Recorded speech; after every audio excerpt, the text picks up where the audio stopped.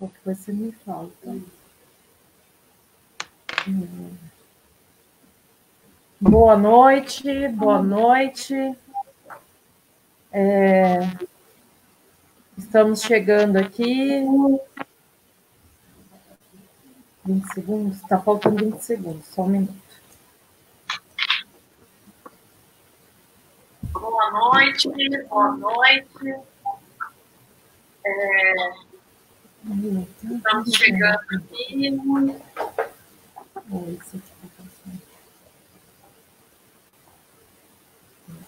Bom, gente, boa noite a todos e a todas, a todes, né? Sou Carol Duarte, sou psicóloga de formação, sou uma das pessoas da equipe fundante aqui do Centro de Estudos Etos Malala e trabalho nessa linha também da saúde mental. Também componho o movimento do FLAMAS, né, do Fórum da Luta Antimanicomial de Sorocaba. E a ideia um pouco do Centro de Estudos é, nesse momento, né, principalmente da pandemia, é a gente prezar pelo fortalecimento da, né, profissional, dos profissionais que atuam aí na rede de serviços. Nós temos feito algumas lives, sendo que hoje o tema é voltado para a saúde mental. O Etos Malala começou as atividades esse ano e nós pensamos aí alguns cursos de formação, tudo mais.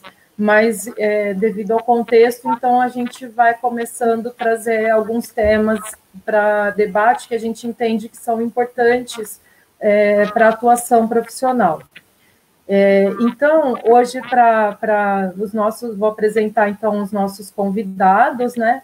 A gente tem aqui a Fernanda Almeida.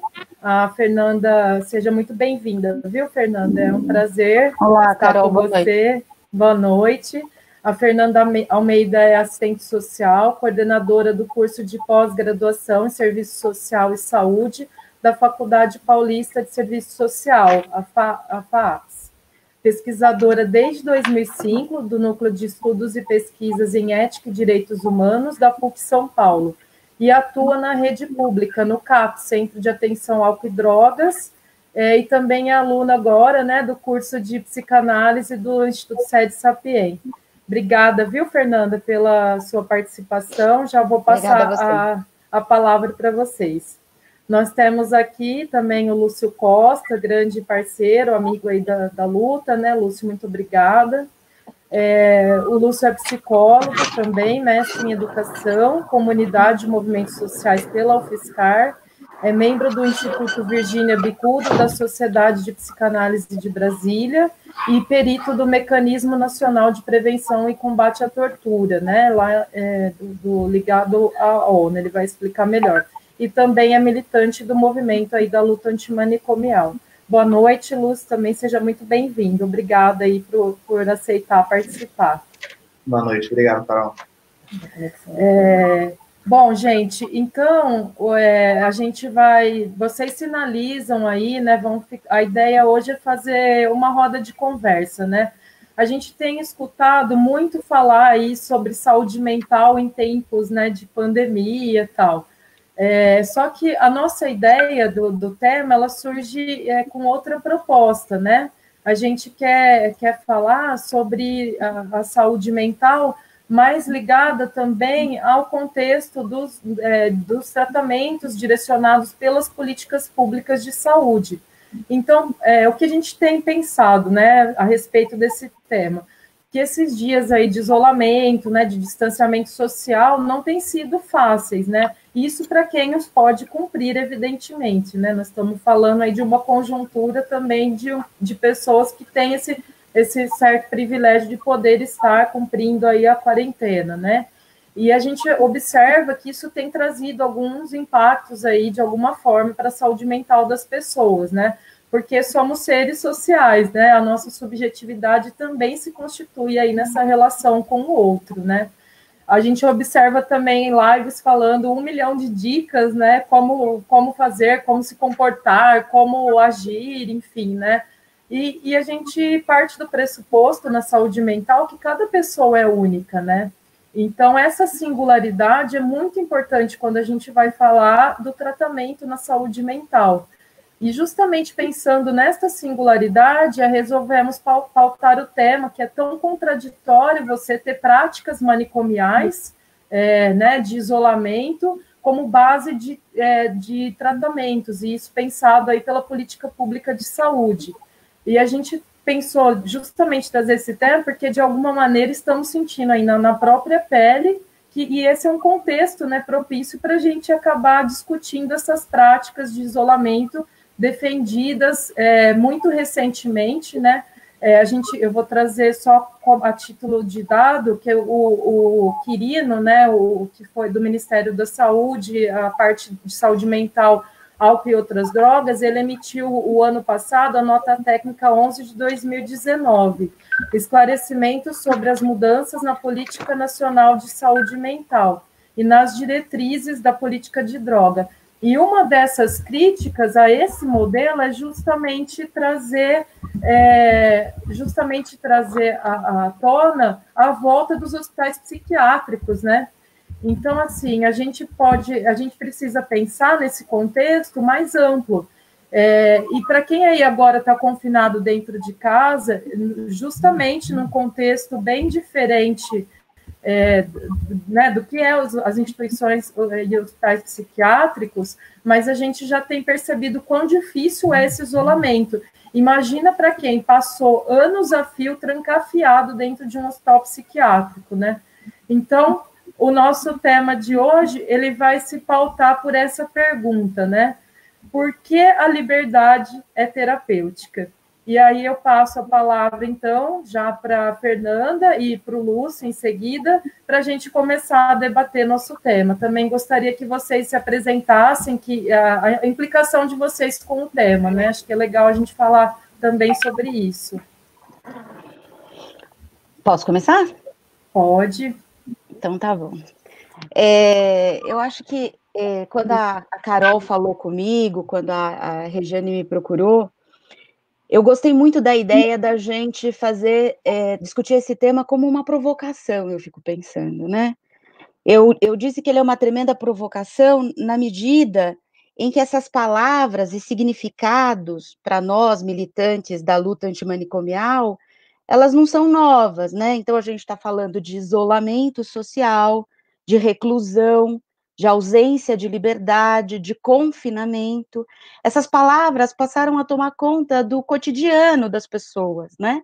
E essas palavras, elas são palavras que a gente, de alguma maneira, né, são questões que, de alguma maneira, a gente enfrenta há algum tempo. Também não são novos os sintomas que esses processos produzem, né? Angústia, estresse, sensação de vazio, medo, insônia, irritabilidade, insegurança quanto ao futuro, né? Eu assisti uma série de lives e li e vejo muitas pessoas falarem desses sintomas, falarem dessa sensação ruim que elas estão sentindo, né? Então, eu acho que esse tema, quando a gente traz a discussão para fazer uma live, né? Por que a liberdade é terapêutica? Quase que perguntando, vocês de agora conseguem entender esse tema? Esse tema agora ele sensibiliza a todos nós, né? Me parece uma boa provocação. Então, eu fiz uma espécie de um texto, assim, disparador, depois a gente fala mais à vontade, mas só porque no começo a gente fica tímido, parece que a gente está falando aqui entre nós três e a gente não sabe quem são os outros, né? A gente está aprendendo também a ter que lidar com essa questão. Então, é evidente que as formas de isolamento social são absolutamente distintas. E que a natureza desse tipo de isolamento poderá acentuar um ou outro sintoma. E ainda, esses serão sentidos e vivenciados também de maneira distintas, como a Carol disse, porque as pessoas são distintas, porque a gente tem histórias e forma de lidar com as angústias de maneira muito diversa.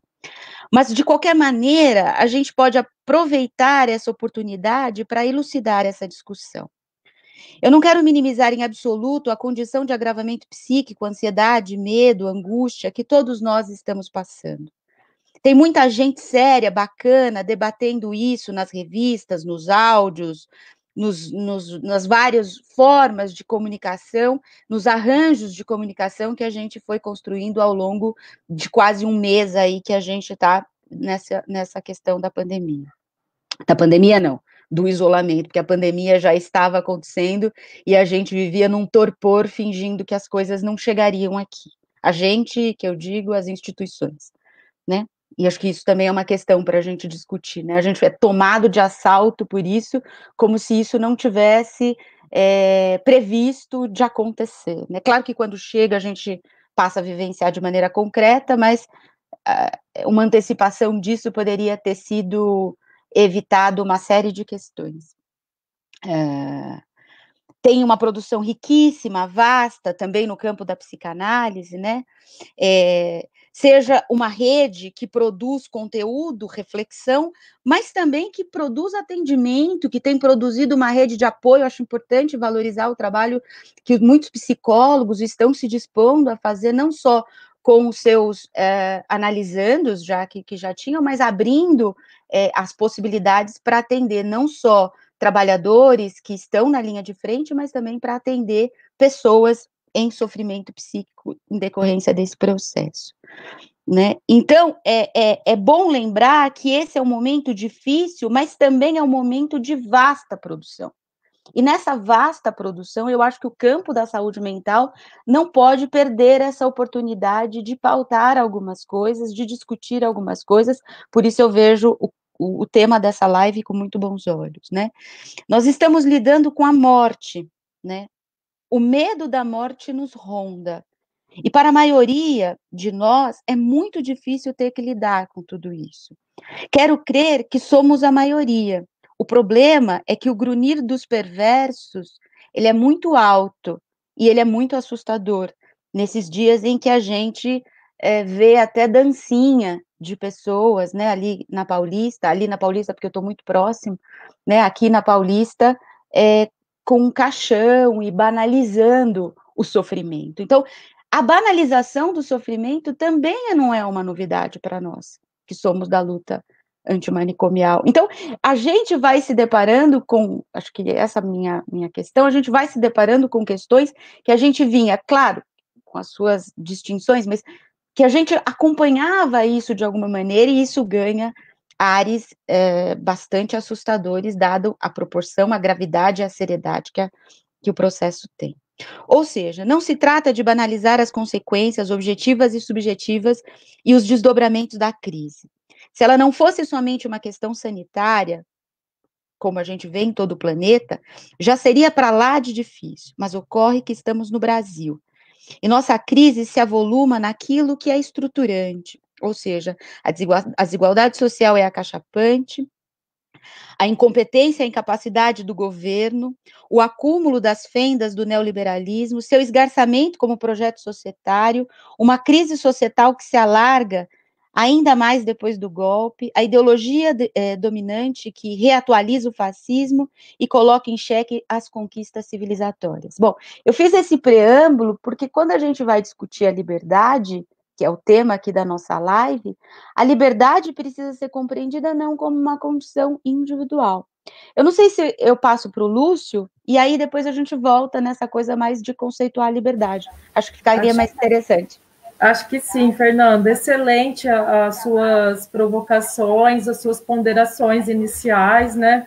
Acho que a gente vai rodando, porque dá vontade de falar, eu vou tentar falar o menos possível, eu quero que vocês falem aí. Lúcio, vamos lá então também, vamos trazer as suas reflexões aí. Obrigada.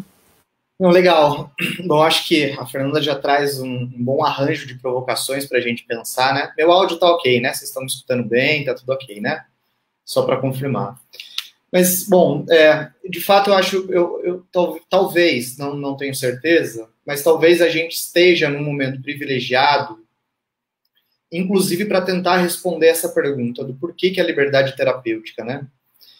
Nós estamos num momento onde as pessoas, em função do distanciamento, do isolamento social, têm se incomodado muito, têm sentido o que é ficar, ainda que por alguns dias, algum período, isolados da conexão com o outro, do contato com o outro. Então, falar em liberdade agora faz total sentido, porque as pessoas estão experimentando, ainda que minimamente, o que é se distanciar de quem você gosta, dos laços que você tem, quanta falta faz o toque, o afeto, o abraço, o aperto de mão nesse momento. Então, acho que é um momento oportuno para, inclusive, compreender o porquê a liberdade terapêutica.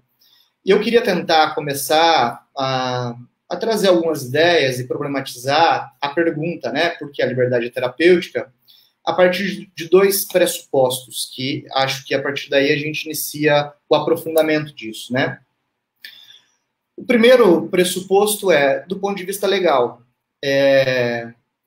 a liberdade é terapêutica porque o oposto dela não se pode ser considerado saudável. Quer dizer, as pessoas privadas de liberdade no Brasil, isso tem consequência na saúde dessas pessoas. E privadas de liberdade em qualquer âmbito, né? Seja nas prisões, seja nas unidades de medida socioeducativa, e seja nos grandes manicômios ainda existentes no nosso país. Do ponto de vista legal e do ponto de vista constitucional, saúde é um direito e não um dever. Ou seja, o Estado tem que ofertar acesso à saúde, mas o Estado não pode obrigar ninguém a se tratar. E quando a gente pensa em políticas públicas de saúde mental, principalmente o que acontece dentro de hospitais psiquiátricos, de clínicas de usuários de drogas, de comunidades terapêuticas, a gente tem essa premissa constitucional invertida, na qual o sujeito é obrigado a se tratar. E isso é ilegal, isso é inconstitucional. Portanto, a privação de liberdade não dialoga com nada, com nenhuma diretriz do SUS, por exemplo. Privação de liberdade para tratar a loucura ou uso de drogas é apenas privação de liberdade, não deve ser confundida, sob hipótese alguma, com estratégia de cuidado. Não há nenhuma diretriz do Sistema Único de Saúde ou da saúde pública que recomende ou que conceba a privação de liberdade como um processo de cuidado. Então, a liberdade é terapêutica porque é a partir da liberdade que qualquer outra coisa é possível de se fazer. Então, esse é um aspecto do ponto de vista legal que acho que é importante dizer. Há exceções para que as pessoas sejam obrigadas a se isolar? Há. Do ponto de vista do direito internacional, situações como a gente está vivendo agora, num exemplo de uma epidemia ou de uma pandemia, como é o caso, o Estado pode incidir na individualidade das pessoas para que elas se isolem. Mas isso em nome da saúde coletiva, não em nome da saúde individual. Ou seja, do ponto de vista da saúde individual, o Estado não pode obrigar ninguém a se tratar, em nenhuma circunstância. Seja para um tratamento de câncer, seja para um tratamento do uso de drogas ou de qualquer transtorno mental que a pessoa possa ter. Então, esse é um aspecto. O outro aspecto que eu percebo, que acho que é muito importante, é que as instituições que promovem privação de liberdade no campo da saúde mental, porque é assim que nós consideramos no Mecanismo Nacional de Prevenção e Combate à Tortura, quer dizer, pessoas que estão internadas contra a vontade delas, seja em clínicas, em comunidades terapêuticas ou hospitais psiquiátricos, elas estão privadas de sua liberdade. Nós partimos desse pressuposto. Mas é importante falar sobre a característica dessas instituições, né? Nós a gente fala que basta conhecer uma prisão para você conhecer todas. Assim é para os hospitais psiquiátricos. Basta você conhecer um hospital psiquiátrico que você conhece todos. Porque o modus operandi, o funcionamento dessas instituições funciona a partir da mesma diretriz, que tem como premissa a segregação e a privação da liberdade. Eu tive a oportunidade, eu visitei muito hospital psiquiátrico na minha vida, né, assim, no Brasil inteiro. Esse é meu trabalho, na verdade. O Mecanismo Nacional de Prevenção e Combate à Tortura tem a prerrogativa de inspecionar toda e qualquer instituição de privação de liberdade no Brasil inteiro. Então, já fiz muitas visitas em hospitais psiquiátricos, em comunidades terapêuticas, e o que se percebe é que o funcionamento é o mesmo. As pessoas estão privadas sem assistências nesses espaços. E arrisco a dizer que o funcionamento de um hospital psiquiátrico é muito parecido com qualquer outro hospital psiquiátrico do mundo. Eu tive a oportunidade de conhecer alguns hospitais psiquiátricos fora do Brasil, e é impressionante como a lógica é a mesma. O último hospital psiquiátrico que eu tive a oportunidade de conhecer agora no final do ano foi um hospital psiquiátrico na Índia, na cidade de Varanasi. E é assustador, assim, a reprodução dos hospitais que nós temos no Brasil. A excepcionalidade desse hospital em específico que eu conheci na Índia foi porque os seguranças desse hospital portavam um fuzil dentro de um hospital psiquiátrico. Então a gente está falando nós estamos falando de uma lógica que funciona como segregação de pessoas e não como estratégia de cuidado. E que, portanto, é a partir da liberdade que nós podemos pensar em qualquer estratégia como a finalidade de cuidado. Obrigada, Lúcia. Eu acho que essa discussão ela passa, né, pelo encarceramento em massa. A gente pode falar um pouco aí sobre a ética do cuidado, né, sobre os princípios do SUS e da reforma psiquiátrica. Acho que a gente poderia também pensar em pautar sobre o racismo estrutural e sobre as mulheres dissidentes, né, cujos corpos também não cabiam nesses espaços sociais ditos de normalidade, né? E aqui eu estou usando um conceito do Foucault, e acho que a gente podia pensar um pouco sobre isso, né? Da invisibilização das violências que são cometidas pelo próprio Estado enquanto agente, né? E essas pessoas vão parar nesses lugares. E eu tenho uma séria preocupação nesse contexto agora que a gente está, né? De pandemia. E eu acho que a pandemia é a ponta do iceberg, talvez já estivéssemos num estado de sítio há muito tempo, né? E as liberdades já bastante comprometidas, porque a gente vê as internações em massa, né? Tanto em hospitais psiquiátricos quanto em comunidades terapêuticas, e isso enquanto política pública, né? E a gente vê esse investimento maciço do governo em detrimento ao SUS, né? E está aí o resultado de não se investir no nosso SUS, né? Então, acho que a gente podia também pensar um pouquinho aí sobre, né, trazer umas provocações que eu trago aí também, e já passo a bola para a Fernanda.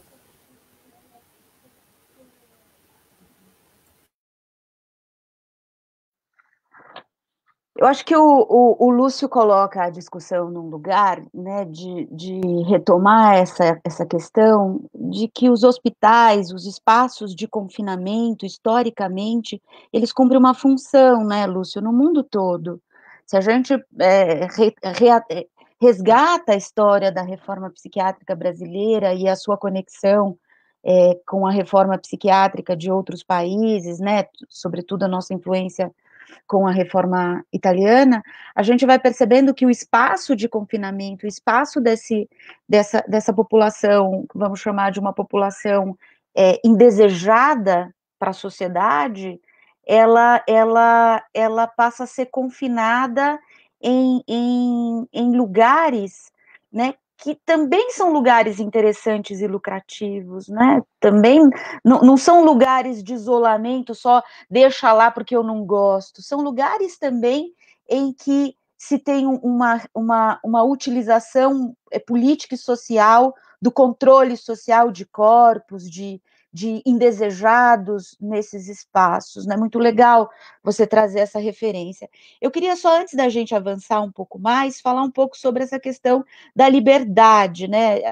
A questão da liberdade e como isso é central no debate que a gente está fazendo, do ponto de vista conceitual mesmo, de que liberdade que a gente está falando, né? De que não é só uma sensação de liberdade. A liberdade, para ela acontecer, ela precisa de condições objetivas e subjetivas, né? Então, quando o Lúcio traz que o confinamento, né, a quarentena obrigatória, agora que estamos todos submetidos, ela é uma decisão, ela é uma decisão, ela é uma decisão política, mas que depende da atitude ética dos sujeitos, do comprometimento ético para os sujeitos aderirem, né, ou não a essa. Fala-se aí em aprisionar aquele que não quer ser confinado, né? Ou em castigos em outros países aí daquele que não quer seguir as regras desse confinamento, né? E acho que o Lúcio toca bem no assunto. Não se trata de um cuidado forçado, trata-se de uma atitude ética, trata-se de uma atitude coletiva, trata-se de que o imperativo para tratar essa doença é a reclusão, né? Eu acho muito interessante, eu peguei aqui um ponto para a gente analisar. O presidente, no dia 10/4/2020, agora, semana passada, é que os dias estão durando tanto, né? Cada dia dura uma semana. Então, parece que foi lá longe, hoje é dia 15, foi dia 10, semana passada. Ele disse assim: ninguém vai tolher a minha liberdade de ir e vir, né? Isso foi dito na manhã de sexta-feira passada, num feriado nacional, quando ele resolve passear, provocando aglomeração e desobedecendo às ordens do seu próprio governo. Porque foi o próprio governo que decretou a medida, né, a orientação de não sair. Ou seja, o presidente contraria todas as orientações e confunde a população nesse tema. Ele manda uma mensagem direta e banaliza o medo, né? Ele faz isso em nome da liberdade, ele não faz isso em nome de outra coisa, né? Então, acho interessante quando a gente tem uma possibilidade de discutir que a liberdade é terapêutica, mas não é de qualquer liberdade que a gente está falando. A gente está falando de uma liberdade a partir de uma condição concreta, objetiva, e a partir de uma concepção ética de liberdade, né? Não é uma liberdade individual, egoística, pautada em si, não cuidada e não olhada para o outro, né? A liberdade que a gente defende na luta antimanicomial é a liberdade de poder ser sujeito, né? É a liberdade de poder ser cuidado, né? Isso é muito sério, né? Daí, outra questão que também eu fiquei pensando que está aqui no bojo das discussões que a gente está falando, quando a gente fala da liberdade terapêutica e resgata aqui a reforma, os princípios da reforma psiquiátrica, e eu acho que é disso que a gente está falando, da necessária e urgente resgate dos princípios da reforma psiquiátrica, não o que a gente vê aqui, mas daquilo que animou o movimento social que criou o lema por uma sociedade sem manicômios, que questionou o encarceramento, que questionou toda forma de manicomialização, que não acontece só nos manicômios, mas um CAPS pode ter uma atitude manicomial, uma escola pode ter uma atitude manicomial, né? Quando a gente faz essa discussão pautada nessa compreensão de liberdade, que é chamar o Bolsonaro de louco, quando ele faz isso, né? Vamos respeitar os loucos. Isso não é uma atitude de louco, né? Isso é uma atitude fascista, isso é uma atitude irresponsável, né? Os loucos nós defendemos, os loucos nós queremos livres, os loucos são os nossos usuários, pacientes, analisandos, ou como queiram, né? Nós estamos lidando com um fascismo que é perigoso e que tem se utilizado de preceitos que são importantes a nós, haja vista essa fala do presidente, né, que ninguém vai tolir a minha liberdade, confundindo aquilo que é o campo democrático, que é o campo que a gente conhece, né? Eu acho que ele cumpre essa função de tumultuar o campo democrático, por isso é tão difícil lidar com ele, por isso a gente chama de louco, né? Mas eu acho que a gente precisa parar de qualificá-lo como alguém que é louco. Isso não é loucura, ainda que hajam questões ali que precisam ser compreendidas. Acho que resgatar essa noção de liberdade, ela é muito importante para a gente também não ficar falando que a gente está falando de uma sensação de liberdade. Acho que é só mais essa questão. As pessoas estão confinadas porque elas têm condições objetivas para fazerem isso. Nem todos têm a condição de tomar essa atitude ética, de estar agora em isolamento. Eu, por exemplo, sou trabalhadora do SUS, cheguei agora correndo, tem que cuidar da higienização, trabalho todos os dias e tem que fazer isso mesmo, né? O SUS tem a sua potência e tem que colocar toda a capilaridade e todos os seus serviços para funcionar, inclusive a saúde mental. Não é porque a gente não está na UBS ou não está no hospital ou não está na linha de frente que a gente não vai usar toda a potência que o SUS tem a partir de todos os serviços e se colocar à disposição para trabalhar preventivamente, esta que é a questão da ordem do dia, mas as outras não deixam de acontecer. Então, compreender a liberdade nesse sentido mais amplo, compreender que a liberdade que pautava e que deve ser resgatada como o grande alicerce da luta antimanicomial, não é uma sensação de liberdade, mas é a liberdade a partir das condições concretas de se constituir como direitos, que faz escolhas, que tem desejo, que tem suas opções garantidas, que tem os seus direitos garantidos. Acho que isso é fundamental. Desculpa se eu me alonguei. Não, acho que é perfeito. Acho que a gente trabalha muito na questão de resgatar essa contratualidade, né, dos sujeitos a partir do investimento nessa autonomia dele. Eu já vou passar a bola para o Lúcio, mas antes eu quero ler a carta de Bauru, que é a carta, né, que o movimento, né, dos usuárias, né, do Serviço de Saúde Mental escreveu lá em 1987. Eu vou pegar só um trechinho aqui que está muito, né, atual, que fala assim, que o manicômio é a expressão de uma estrutura presente nos diversos mecanismos de opressão desse tipo de sociedade. A opressão nas fábricas, nas instituições de adolescentes, nos cárceres, a discriminação contra negros, homossexuais, índios, mulheres, lutar pelos direitos de cidadania dos doentes mentais, que usava essa expressão na época, significa incorporar-se à luta de todos os trabalhadores por seus direitos mínimos à saúde, justiça e melhores condições de vida. E aí ele vai falar que é contra a mercantilização, né, da doença. Então, nada mais atual do que ler um pouco aí esse contexto. E passo a bola aí já para você, Lúcio, fazer mais umas reflexões nesse sentido. Não, acho legal falar um pouco dos desafios e do entendimento também do campo antimanicomial, né? Assim, sobre esse conceito que orienta esse nosso diálogo, que é a liberdade, né? Penso que lá atrás, o grande desafio do campo antimanicomial era conseguir propor estratégias de cuidado que tivesse a liberdade como princípio, né? Ou seja, mas o foco ainda era em produzir, em construir referências no campo da saúde pública que pudessem cuidar das pessoas de maneira livre. E nesses 30 anos, eu penso que o campo conseguiu responder a essa questão, a essa reivindicação pelo fim dos manicômios no Brasil, que cumpriam e ainda cumprem uma função de segregação social e não de tratamento, não são instituições que tratam, são instituições que cumprem a função de segregação. E 30 anos depois, a resposta veio, seja em termos de políticas públicas, com a construção da rede de atenção psicossocial, seja no amadurecimento da própria legislação, né? Tendo aí a 10.216 e a Convenção sobre os Direitos da Pessoa com Deficiência, depois a LBI, a Lei Brasileira de Inclusão da Pessoa com Deficiência, como principais estruturas para que a gente pense em um tratamento em liberdade. E um outro desafio que o campo antimanicomial tem continua tendo, né?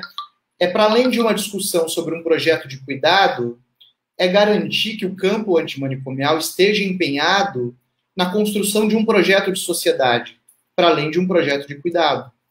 E esse projeto de sociedade significa dizer que o movimento antimanicomial precisa estar alinhado com vários segmentos que nós temos na sociedade e que são oprimidos, principalmente pelo Estado. Então, o campo antimanicomial tem um desafio que é desenvolver o diálogo mais estreito com a população da terra, com os trabalhadores e trabalhadoras rurais, com o movimento LGBT, com o movimento negro, quer dizer, com setores da infância. Então, quer dizer, esse diálogo com outras agendas que permite com que a gente produza um projeto sobre qual sociedade nós queremos viver. E tudo isso, discutir um projeto de sociedade, passa fundamentalmente por discutir um projeto de liberdade, que não é a liberdade só da atenção ao cuidado no campo da saúde pública, mas é uma liberdade de ascensão daqueles que sempre foram oprimidos. E nesse sentido, o nosso movimento de interlocução de construção de uma base para que isso aconteça, né? Acho que é importante dizer que preocupa muito esse momento que a gente está vivendo, por tudo aquilo que a gente já conhece, por toda a crise que isso tem provocado nas nossas vidas, no Estado, na sociedade, Mas tem uma particularidade dessa crise que pouco tem se falado, ou melhor, quase nada tem se falado.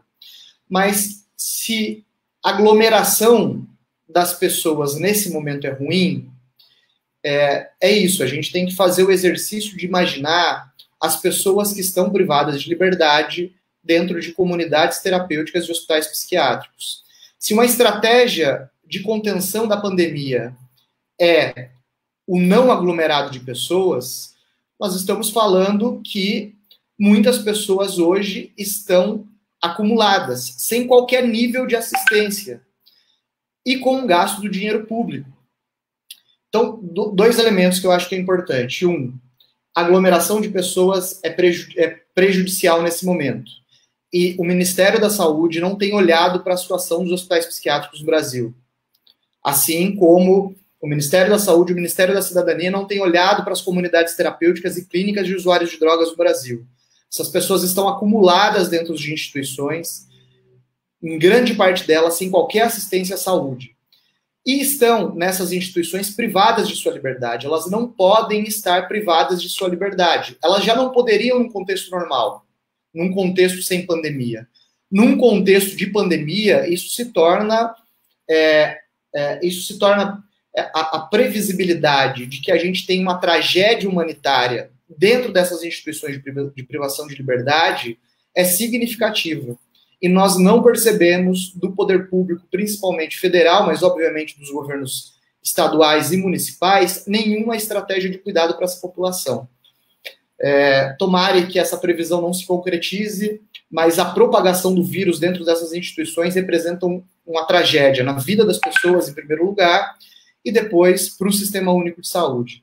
Então, nós estamos num momento muito delicado, mas que também eu vislumbro com muitas oportunidades. E aí eu vou ficar aqui para falar das oportunidades um pouquinho mais para frente, porque a gente não pode olhar para esse cenário como sendo o fim, né? É um cenário meio, é um cenário que está nos deslocando para algum lugar. E essa live, inclusive, cumpre uma função muito importante, que é nos conectar para refletir sobre como reagir a tudo isso, porque é necessário uma reação. E essa troca de ideias permite com que a gente acumule algumas estratégias, algumas alternativas. Só para concluir esse ponto, acho que é importante falar que ontem a Procuradoria Federal dos Direitos do Cidadão do Ministério Público Federal deu um prazo de 5 dias para o Ministério da Saúde dizer qual é a estratégia do Ministério da Saúde de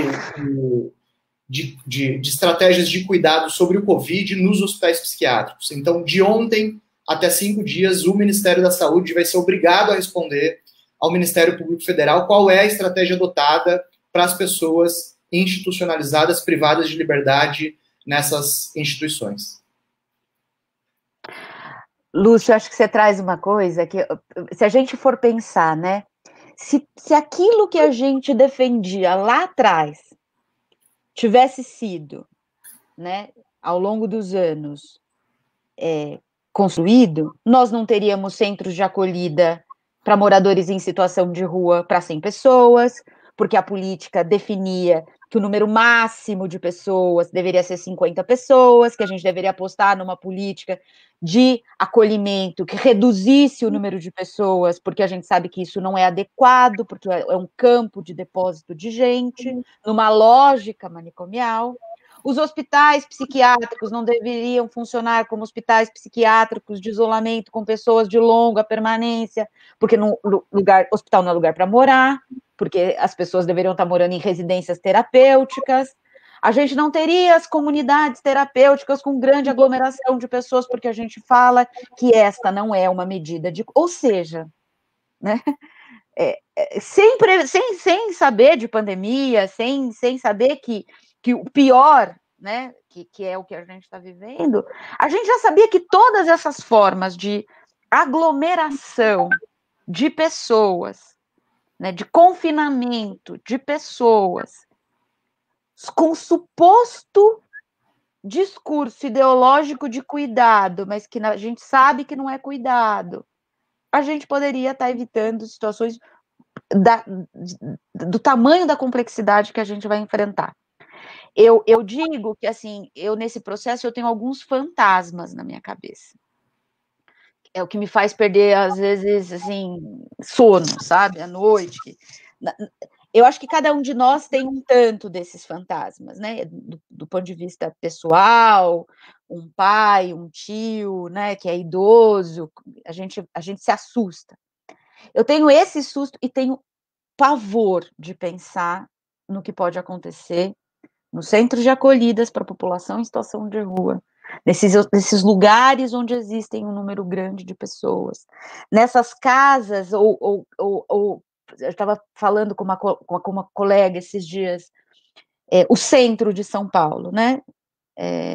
A gente não tem favela, mas a gente tem ocupações, nós temos ocupações importantes, né, que estão aqui.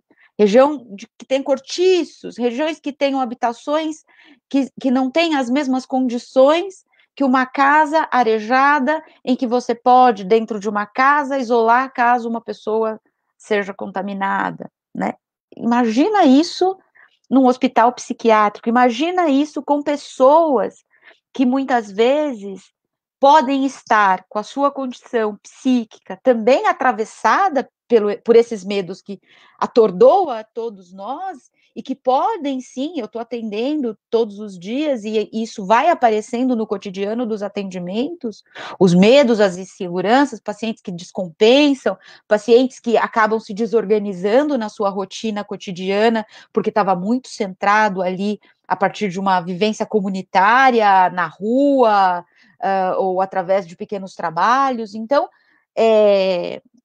sim muito desafiador, muito assustador pensar em tudo isso do ponto de vista mais imediato, do ponto de vista mais emergencial e urgente da coisa agora, né? Porque se a gente está olhando esse desmando generalizado para essa população, que a gente sabe que sempre foi negligenciada e sempre foi tratada como uma população descartável e descartada, isso é ainda mais grave, né? Pensar nos presídios, pensar em todo esse acho que a gente pode falar, né, em todas essas instituições manicomiais que ainda estruturam essa velha forma de pensar a ressocialização, e que, na verdade, são depósitos humanos, e que nós, lutadores dos direitos humanos, a gente sempre falou disso, e que agora a gente fica aí desesperado de pensar nessa situação. Só um dado, né, quando eu estava aqui me preparando um pouco para a discussão, é isso, né? O último edital do governo federal para as comunidades terapêuticas, a gente fala num aporte de recurso de quase 90 milhões, né? Que são destinados a instituições de confinamento, né? Uma das regras, eu fiquei pensando, olha a regra, né? É vedado à comunidade terapêutica exigir contrapartida financeira ou contraprestação de serviços pelos acolhidos nas vagas financiadas pelo governo, praticar ou permitir ações de contenção física ou medicamentosa, isolamento ou restrição à liberdade da pessoa acolhida, submeter os acolhidos à atividade forçada, praticar ou permitir castigos físicos. Quer dizer, está tão banalizado que existe uma regra para aquilo que a gente sabe que vai acontecer, né? Então, é de fato bastante preocupante.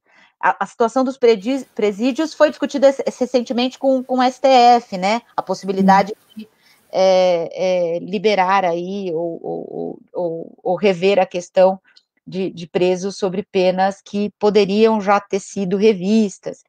Quer dizer, a gente tem uma paralisia geral, mas precisam ser tomadas atitudes institucionais de governo e comando em todos os níveis. Infelizmente, a gente está à mercê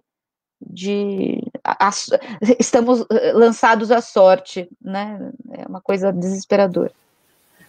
Eu acho que, complementando um pouco, Fernanda, dessa angústia, né, que a gente já vê enquanto movimento social e há muitos anos, né? A Lei 10.216 foi fruto de muita discussão, muita luta, muita disputa, né? Muita tensão. E eu acho que a gente está falando, nesse sentido, das populações vulneradas, porque elas não são vulneráveis, elas foram vulneradas, estão sendo vulneradas há muito tempo, né? E isso não tem como a gente não falar de uma necropolítica, né?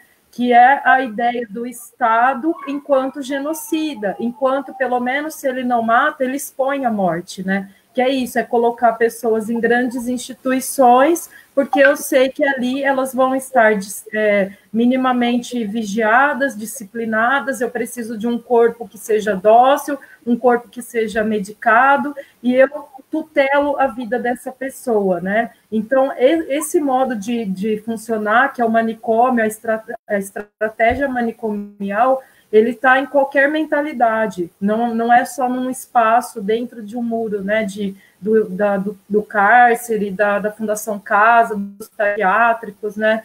Acho que isso a gente precisa pensar e avançar também no sentido como que a gente vai organizar um movimento popular com a classe também trabalhadora, que agora parece que talvez as pessoas entendam do que a gente sempre falou.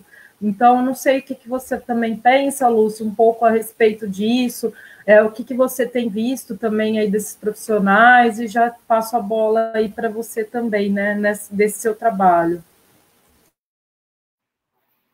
Carol, não sei se foi só para mim, mas cortou bastante a sua fala. Pode ser que tenha sido só para mim, não sei se... Para mim, não.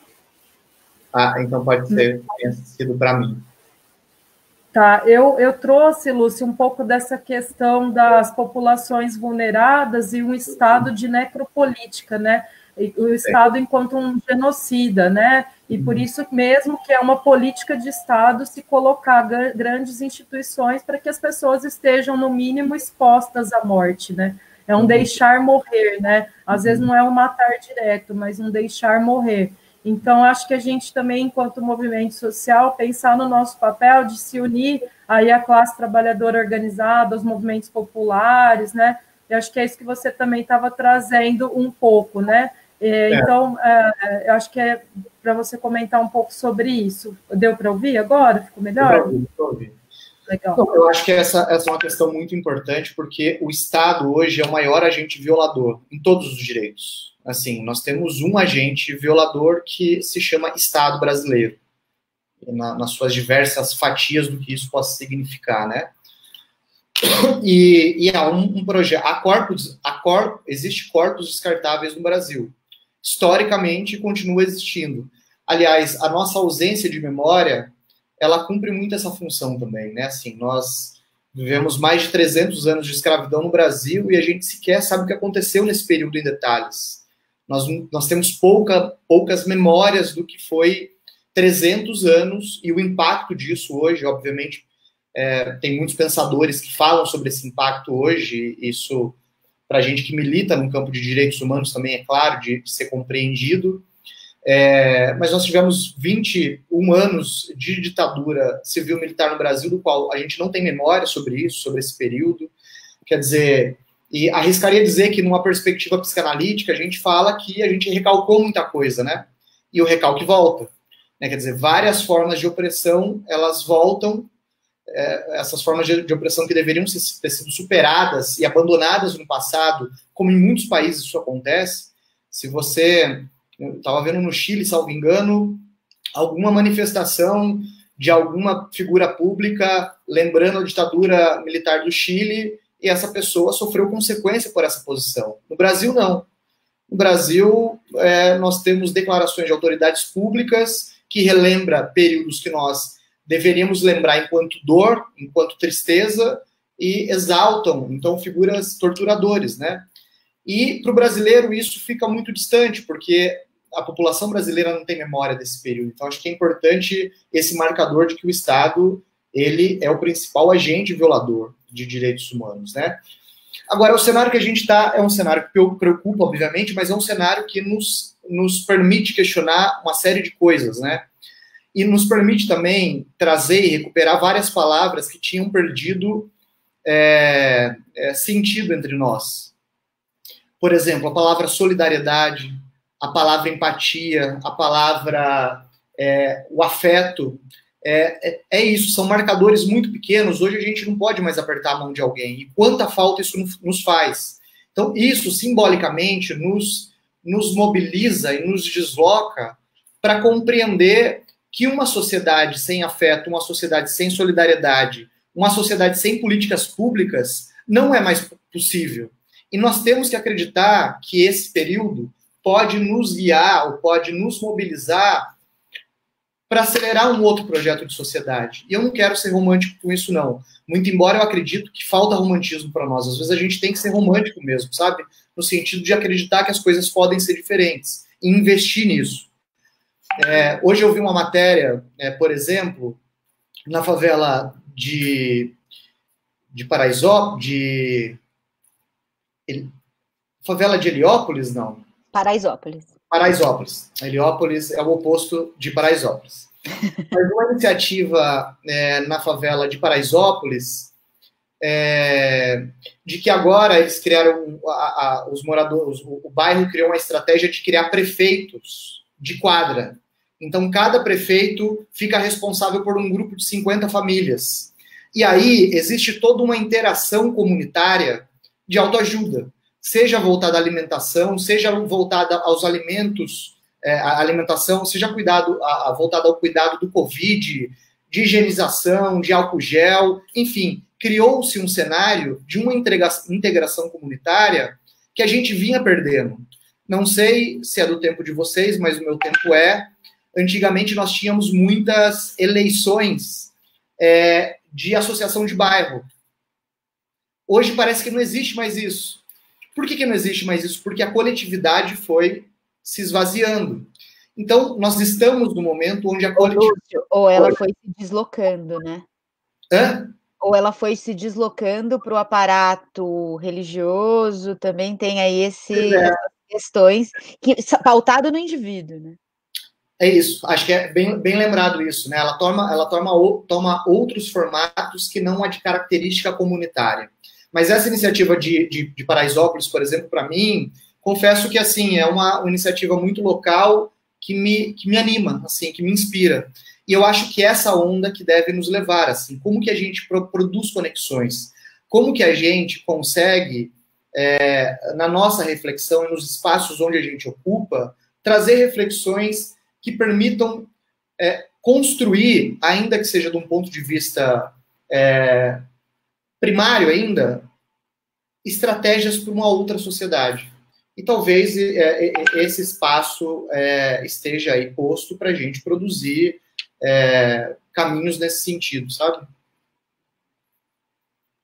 Importante. Eu gostaria de ver aqui, gente, que a gente está encaminhando já para o nosso final do debate, né? Acho que o que você nos diz, Lúcia, é um pouco da gente desinstitucionalizar as relações, né? Talvez também nesse sentido a gente pensar nessa linha de descolonizar, né, nossos afetos, enfim, tem uma série de conversas aí que talvez levaríamos outra live, pelo menos, né, para a gente conversar. Eu acho que, assim, as marcas que deixaram, né, a grande institucionalização dessas pessoas, elas deixaram marcas profundas, né, tanto que quando a gente vai hoje às residências terapêuticas conversar um pouco com essas pessoas, as marcas, elas são visíveis, inclusive, nos corpos, né? Você observa essas marcas, elas não são fáceis de sair, né? E a gente pensa um pouco aí da iatrogenia social, né? Que o Willis fala bastante.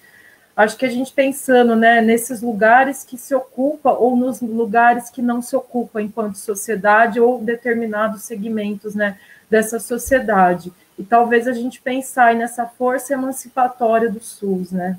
Acho que isso é um processo que a gente sempre falou, né, pelo movimento, enfim, e tenho certeza que os trabalhadores e trabalhadoras da saúde mental, aí como a Fernanda está no CAPES, tem trazido isso à tona. Eu acho que esse é o momento de fortalecer, né, essa autonomia, esses valores, resgatar esses princípios mesmo da reforma psiquiátrica, e a gente pensar aí, né, fazer as reflexões a partir dessas intervenções sobre a colonização médica da vida, né? Talvez esse é um momento importante da gente virar essa chave, como o Lúcio disse, e pensar num projeto, o que a gente quer como sociedade, como que a gente quer seguir. Porque se a gente seguir na mesma lógica, a gente não estava, né, num momento, estava num momento de total violação de direitos. Se a gente voltar para o que era antes, a gente não avança, né? Então, nessa linha, eu já me despeço, agradeço a presença de vocês, foi um prazer conversar, passa muito rápido, né? E já vou passar a bola para que vocês também façam aí as considerações finais. Também quero agradecer também todas as pessoas que participaram, Fórum Baiano, Fórum Cearense, pessoal do Rio Grande do Sul, Fórum da Luta Antimanicomial. Nossa, dá um quentinho assim no coração, né? Quando a gente está com as pessoas de alguma maneira, isso preenche. É isso que o movimento antimanicomial preza, né? Pelo afeto, pelas afetações. Senão não faz sentido a gente cuidar sem vínculo, né? Então, desde já, quero agradecer muitíssimo a Fernanda e ao Lúcio e passo a bola para as considerações finais de vocês. Obrigada. Então, posso falar aqui para me despedir já, agradecer o convite, Carol. Prazer, Lúcio, te conhecer. Espero que a gente possa se conhecer pessoalmente em breve. E eu acho que a gente vai falando disso, né? A gente está com uma tremenda sensação de que tem um mundo por ser construído. É evidente que é muito sofrido pensar, fazer isso enterrando pessoas, que é disso que a gente está falando, né? Um número enorme de pessoas que estão perdendo suas vidas. Esses números, eles não saem da nossa cabeça, eles nos assustam. Mas eles não podem nos paralisar, né? Então, o que está em xeque, essa crise sanitária traz é aquilo que a gente, de alguma maneira, já sabia, né?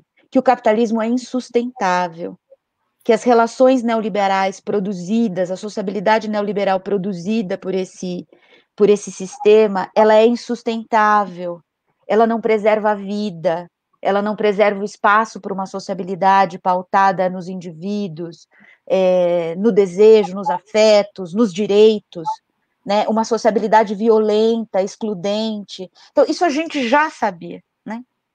A crise sanitária evidencia e coloca em pauta e em possibilidade um campo de disputa que parecia inatingível, né? A gente falava que era mais fácil acreditar no fim do planeta do que acreditar no fim do capitalismo. A gente falava que era mais fácil acreditar que o planeta sucumbiria do que... E a gente está aqui pensando, olha, as fábricas pararam, as coisas pararam, né? A gente não sabe o tamanho, o volume da crise social, da crise econômica e dos desdobramentos que isso terá na vida das pessoas, mas essa conta não pode ser passada às pessoas, né? E eu acho que quando o movimento da luta antimanicomial ousou, porque foi muito ousado, fechar os manicômios, quando o movimento ousou dizer a gente vai tratar em liberdade, a gente não falava só de um manejo clínico, a gente falava de uma outra sociedade, de uma sociedade em que as pessoas pudessem viver a partir das suas diferenças, das suas condições. Eu acho que isso precisa nos animar. É com essa força que eu levanto todos os dias para ir trabalhar, porque não está fácil para a rua, não. Se não está fácil ficar em casa, gente, não está fácil para a rua. Então, um grande abraço, um grande beijo para todo mundo. Não, eu queria agradecer, dizer que o Brasil é muito grande, Fernanda, te conhecer. Certamente vamos nos encontrar aí em várias trincheiras, né? Carol, agradecer pelo convite, acho que é isso, assim, é um momento de oportunidade para a gente se unir e refletir, né? Acho que a gente faz bem isso, a gente consegue fazer bem, é gostoso fazer isso, né? E eu não sei, mas indo nessa direção, é isso, assim, o quanto é importante a gente produzir utopia, né? E acho que a gente está falando é isso, assim, pensar numa outra sociedade, pensar utopicamente como que ela pode ser. E algumas utopias são alcançadas, assim, acho que Carol e eu, particularmente, tivemos uma experiência que acho que retrata muito bem isso, né? Porque eu sou de Sorocaba, eu moro em Brasília hoje, estou em Brasília, mas eu sou de Sorocaba, né? E em Sorocaba,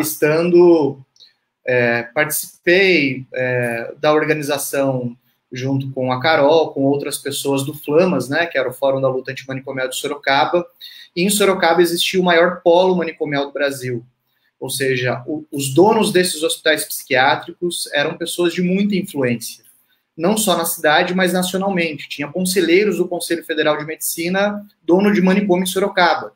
Então a gente fala de uma estrutura de poder significativa em Sorocaba, sendo emblemático por ser o maior polo manicomial do Brasil. E quando a gente organizou o Flamas e começou a incidir na realidade, eu já falei isso para a Carol várias vezes, e sempre que lembro disso vem à cabeça, eu nunca imaginei que a gente ia conseguir fechar esse polo manicomial de Sorocaba, da região de Sorocaba. E nós conseguimos mais rápido do que qualquer expectativa poderia dimensionar. Né? Os 7 hospitais psiquiátricos da região de Sorocaba foram substituídos por uma rede de políticas públicas, que precisam continuar sendo monitoradas como qualquer política pública.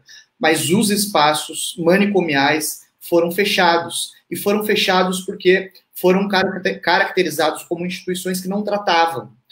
Nós acreditamos nessa utopia que era reivindicar o fim dos manicômios, e nós conseguimos alcançar, nesse contexto, o fechamento desses manicômios. Né? Então, às vezes a gente fala, pô, mas a gente investe tanto e nada muda. Eu não acho que é verdade, assim, sabe? A nossa ação ela tem que continuar independente da finalidade. A nossa ação ela tem que acontecer por um princípio ético. Retomando aí, inclusive o que a Fernanda falou, né? Assim, acho que a nossa ação ela é uma ação ética. Se ela vai ter resultado e vai ter incidência na realidade, bom, aí a gente não tem controle sobre isso, até porque a nossa ação de hoje ela pode ter desdobramento ou não no futuro, e o futuro não nos pertence. Então, nós temos que agir eticamente agora e produzir ideias e transformações nesse momento. Então, acho que é isso, a gente tem que produzir, temos que nos conectar, temos que colocar na ordem do dia a palavra afeto, a palavra contato, a palavra abraço, a palavra olho no olho, que às vezes na rotina a gente perde, inclusive, o sentido disso, né? Acho que é isso, e dizer que gostei muito e que sigo à disposição aqui para a gente continuar essa e muitas outras reflexões que possam aparecer. Bom, gente, eu me despeço, então, agradeço novamente a presença de vocês, é muito bom, né, tá, ainda que distante, próximo, né, das pessoas e debatendo as nossas ideias.